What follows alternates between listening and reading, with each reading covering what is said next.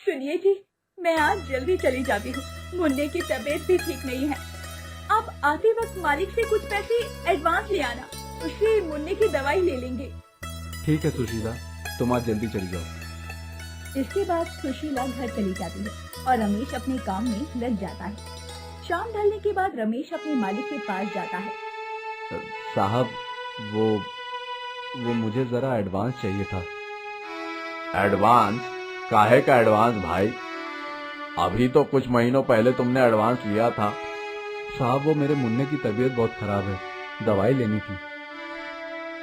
एक तो दोनों पति पत्नी काम पर लेट आते हो और ऊपर से मुफ्त का पैसा भी चाहिए। मालिक, वो मुन्ने की तबीयत बहुत खराब रहती है आजकल, इसलिए जरा देर हो जाती है। वैसे ही मुझे भी इस महीने पैसे देने में देरी हो जाएगी, समझे? चल अब निकल यहाँ से। रमेश दुखी होकर अपने घर वापस आ जाता है। क्यों जी, दवाई लाई या नहीं? या फिर आज भी मालिक ने पैसे देने से मना कर दिया? ये सुनकर रमेश रोने लगता है। क्या पता हमारी किस्मत में क्या लिखा है, क्या पाप किया है हमने जो अपने मुन्ने के लिए दवा तक नहीं ला पा रहे। इस तरह हिम्मत मत हारिए जी, आप देखिए महादेव सब ठीक कर देंगे। कुछ नहीं करेंगे तुम्हारे महादेव सुशीला। भगवान सिर्फ अमीर लोगों के लिए होते हैं, हम जैसे गरीबों के लिए नहीं। ऐसा नहीं है जी, महादेव की नजर में सब एक समान है। देखना, वो सब ठीक करेंगे, मुझे उन पर पूरा विश्वास है। इसके बाद दोनों सोने चली जाते हैं। जब रमेश गहरी नींद में सो रहा था, तभी अचानक सुशीला की आँख खुलती है और वो कमरे का दरवाजा आहिस्ता आहिस्ता खोलते हुए बाहर निकल जाती है। इसके बाद सुशीला अपने घर के पास ही मौजूद महादेव के मंदिर में चली जाती है। मेरे महादेव, आप तो जानते हैं कि रमेश को भगवान पर बिल्कुल भी विश्वास नहीं है, इसीलिए हर रात उनके सोने के बाद मैं छुप छुपा कर आपके पास अपने मन की बात करने आती हूँ। उन्हें क्षमा कर दीजिए प्रभु, इसमें उसकी कोई गलती नहीं है। ये गरीबी चीज ही ऐसी है, बस आप हमारा साथ हमेशा देना, एक ना एक दिन तो सब कुछ ठीक हो ही जाएगा। तभी पीछे से एक आवाज आती है, वो तो सदैव तुम्हारे साथ ही है। सुशीला पीछे मुड़कर देखती है तो एक नौजवान लड़का जिसके लंबे लंबे बाल थे और एक चोटी बंधी हुई थी, वो पीछे खड़ा होता है। कौन हो भाई तुम, और इस तरह छुपकर मेरी बातें क्यों सुन रहे थे? अगर ना सुनता तो तुम्हारी तकलीफों का पता कैसे चलता? सुशीला उस अजनबी को देखकर थोड़ा घबरा जाती है, क्योंकि इतनी रात गए आमतौर पर उस मंदिर में कोई आता जाता नहीं था। वो थोड़ा घबराते हुए उससे कहती है, वो मैं महादेव से बातें कर रही थी, तुमसे नहीं। बहन जी, महादेव तो हर किसी में है, तुम में भी और मुझ में भी। सुशीला घबराकर जल्दी जल्दी आगे मुड़कर महादेव के चरणों को प्रणाम करती है और वहाँ से निकलने की कोशिश करती है, लेकिन जब वो पीछे मुड़ती है तो वो लड़का वहाँ से जा चुका था, लेकिन वहाँ एक पोटली पड़ी मिलती है। तभी सुशीला का ध्यान उस पोटली पर जाता है। अरे, ये तो वही पोटली है जो उस लड़के के हाथों में थी। लगता है वो उसे भूल कर चला गया। क्या करूँ इसका? एक काम करती हूँ, कल आकर उसे दे दूंगी। महादेव का भक्त है तो यहाँ रोज आता जरूर होगा। हाँ, यही ठीक रहेगा। कल उसे ये पोटली वापस कर दूंगी। अभी चलना चाहिए, कहीं मुन्ना उठ ना जाए। मंदिर से जल्दी जल्दी निकलकर सुशीला घर जा रही होती है कि रास्ते में उसे 200 रुपए पड़े मिलते हैं। अरे ये क्या, आज मुझे कुछ न कुछ मिलता ही जा रहा है। पहले वो पोटली और अब ये पैसे। चलो, अब इन पैसों को इस पोटली में ही डाल देती हूँ। घर आकर सुशीला उस पोटली को अपने घर के मंदिर में महादेव की फोटो के पास ही रख देती है और फिर सो जाती। अगली सुबह, हर हर महादेव, हे प्रभु, मेरे परिवार की सदैव रक्षा करना। ऐसा कहकर सुशीला हाथ जोड़कर महादेव की फोटो को प्रणाम करती है कि तभी उसकी नजर उसी पोटली पर जाती है जो कल रात उसे मंदिर में मिली थी। उसे याद आता है कि कल उसने पाए हुए 20 रुपए भी उसी पोटली में रखे थे। चलो, अब उन 20 रुपयों से मुन्ने के लिए दूध मंगवा लेती हूँ। जैसे ही सुशीला उस पोटली में हाथ डालती है, उसमें 20 की जगह 40 रुपए थे। अरे, ऐसा कैसे हो गया? मैंने तो कल इसमें 20 रुपए रखे थे, फिर ये 40 रुपए कैसे हो गए? क्यों जी, क्या आपने इस पोटली में पैसे रखे थे? क्या पोटली? कौन सी पोटली? मेरे पास जहर खाने को पैसे नहीं है और तुम पैसे रखने की बात कर रही हो? क्या? फिर कैसे ये? अब ये सब छोड़ो और जल्दी काम पर चलो, वरना मालिक फिर से चिल्लाएगा। सुशीला जल्दी जल्दी मुन्ने को पड़ोस के चाची के पास रखती है और दोनों पति पत्नी काम पर निकल जाते हैं। आज काम करते वक्त भी सुशीला उस पोटली के बारे में ही सोच रही थी। लेकिन मैंने तो उसमें केवल 20 रुपए ही रखे थे, फिर ये। ओ महारानी, सारा दिन बैठे बैठे सोचती रहोगी या काम भी करोगी? जी जी मालिक। उस रात सुशीला फिर से उस मंदिर में जाती है। काफी देर मंदिर में बैठने के बाद भी उसे वो कल रात वाला लड़का कहीं दिखाई नहीं पड़ता।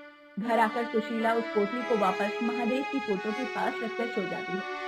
अगली सुबह सुशीला जब फिर से उस पोटली को खोलती है तो अब की बार उस पोटली में 40 रुपए नहीं बल्कि 80 रुपए थे। ये देखकर सुशीला के पैर और हाथ कांपने लग जाते हैं। अरे मोरी मैया, ये क्या? इस पोटली में तो हर रोज पैसे दुगने हो रहे हैं। ये क्या चक्कर है? एक काम करती हूँ, आज रात फिर से देखती हूँ, क्या पता ये सब रमेश ही कर रहे हो। ये सोचकर सुशीला इस बार उस पोटली को छुपा देती है और फिर काम पर चली जाती है। अरे भाई रमेश, ये लो तुम दोनों का मेहनताना, और हाँ, अब एडवांस मत मांगना, अब से एडवांस बंद। रमेश उन पैसों को ले लेता है और सुशीला को देते हुए कहता है, सुनो, ये लो पैसे, आज मुन्ना की दवाई और घर का थोड़ा बहुत सामान भी ले लेंगे। घर जाकर सुशीला उनमें से आधे पैसे उसी पोटली में रख देती है और अगली सुबह फिर से उसे दुगने पैसे मिलते हैं। हे महादेव, लगता है ये कोई जादुई पोटली है जिसमें रखने वाली चीजें दुगनी हो जाती है। एक मिनट, इसका मतलब वो लड़का कोई और नहीं बल्कि मेरे महादेव थे। अरे मोरी मैया, मैं अपने महादेव को पहचान नहीं पाई। ये मैंने क्या कर दिया? हे महादेव, मुझे क्षमा करना, मैंने आपको पहचाना नहीं। हर हर महादेव। देखते ही देखते रमेश और सुशीला की आर्थिक स्थिति अच्छी होने लगती है और वो लोग दिहाड़ी छोड़कर अपनी खुद की एक दुकान खोल लेते हैं। अरे भाई राजू, आजकल ये रमेश और सुशीला काम पर नहीं आते, गांव वापस चले गए क्या? मालिक, अब वो काम पर क्यों आएंगे? उनकी खुद की दुकान जो खुल गई है। क्या? उस कंजड़े की दुकान? हाँ मालिक, उड़ती उड़ती खबर है कि राजू के बीवी के पास कोई पोटली है जिसमें पैसे दोगुने हो जाते हैं। शायद इसलिए इतनी जल्दी उसके दिन बदल गए। ये सब सुनकर मालिक के मन में लालच आ जाता है और वो उस पोटली को चुराने का सोचता है और उनके घर चला जाता है। मालिक दरवाजा खटखटाते हुए आवाज देता है, अरे भाई रमेश, सुशीला, कोई है क्या अंदर? तभी रमेश घर से बाहर आता है। अरे मालिक, आप मुझ गरीब के घर? आइए मालिक, अंदर आइए। अरे सुशीला, देखो तो कौन आया है। दोनों अपने मालिक को देखकर खुश हो जाते हैं। मैंने सोचा कि इतने दिनों से तुम लोग काम पर नहीं आ रहे थे, तो क्यों ना मैं ही देखता चलूं। वो मालिक, महादेव की कृपा से हमने एक छोटी सी दुकान खोली है, तो अब उसी में सारा दिन हम लगे रहते हैं। तभी मालिक की नजर वही पूजा मंदिर में रखी हुई उस पोटली पर जाती है जिसकी बात राजू कर रहा था। सुशीला, एक गिलास पानी मिलेगा क्या? अरे मोरी मैया, मैं भी कितनी पागल हूँ, आपको चाय पानी तक नहीं पूछा, मैं अभी चाय लेकर आई। ऐसा कहकर सुशीला रसोई घर में चली जाती है। तभी मुन्ना रोने लगता है। मौके का फायदा उठाकर मालिक उस पोटली को चुरा लेता है। थोड़ी देर उनसे बात कर वहाँ से चला जाता है। अगली सुबह जब सुशीला उस पोटली को ढूंढती है तो उसे कहीं भी वो पोटली नहीं मिलती। वो घबराते हुए रमेश से पूछती है, अजी, क्या आपने मेरी पोटली देखी? वो यहीं तो रखी थी, कहाँ गई? पोटली? फिर से वही पोटली? मुझे क्या पता कहाँ गई तुम्हारी पोटली। पोटली न मिलने पर सुशीला रोने लग जाती है। हे महादेव, ये क्या अनर्थ हो गया? तुम्हें पोटली के लिए इतना क्या रो रही हो? दूसरी ले लेंगे। वो पोटली मुझे स्वयं महादेव जी ने दी थी। इसके बाद सुशीला रमेश को उस चमत्कारी पोटली की सारी कहानी बताती है। हे भगवान, क्या तुम सच कह रही हो? इसका मतलब ये सब उस पोटली का चमत्कार था जो हमारी स्थिति इतनी अच्छी हो गई। अब रमेश को महादेव के ऊपर पूरा विश्वास हो चुका था, इसीलिए दोनों पति पत्नी उसी मंदिर में जाते हैं जहाँ उन्हें वो पोटली मिली थी। हे महादेव, मुझे क्षमा करना। मैंने कभी आप पर भरोसा नहीं किया, लेकिन आज मुझे समझ आ गया है कि आप अपने भक्तों की सदैव रक्षा करते हैं, फिर चाहे वो अमीर हो या मुझ जैसा गरीब। आप बस सदैव हमारे साथ रहना और हमें कुछ नहीं चाहिए। उधर मालिक रोज उस पोटली में पैसे रखकर छोड़ता, लेकिन कोई चमत्कार नहीं होता और न ही पैसे दुगने होते। लगता है उस राजू ने ऐसे ही हवा में बातें की थी। मैं भी कितना मूर्ख हूँ।